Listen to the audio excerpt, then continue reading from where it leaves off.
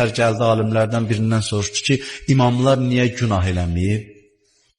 Bax, necə olur insan günah eləmir? Bir neçə dənə çirkin şeylərin adını çəkdi. Mən lap belə dilə gətiriləsi deyə, məsələn, bir zibilliyin yanından keçirsən, burnunu tutursan, gedirsən, qaçırsan ondan, ikrah var, sən özünə çəkir, dedi, yox.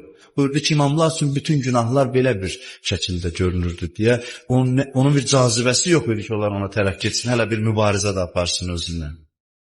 Onun həqiqəti bundan ibarətdir. Dilin həqiqəti, mahiyyəti gözəldir, günahın, fəsadın mahiyyəti çirkindir. Və bunu insan anlamadan dinlədi, başa düşməyib. Birinə dünya gözəl görünürsə, bu böyük bir bəladır insan üçün. Birinə din gözəl görünmürsə, bu böyük bir bəladır insan üçün. Və buna əlac eləməlidir insan.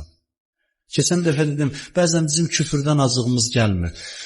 Bir nəfərin kobudluğundan daha çox azığımız gəlir. Çünki kobudun kobudluğundan ziyan çəkmişik ona görə. Amma deyir, filan kəs yaxşı adamdır, nə olsun kafir?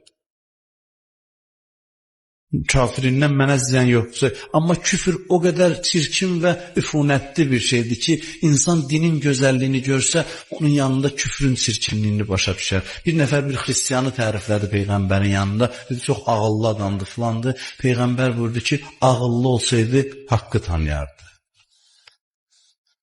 Ağıllı olsaydı, sən ona ağıllı demə. Ağıllı olsaydı, həqiqəti tanıyardı, haqq yoluna hidayət olunardı, doğru yolu tanıyardı.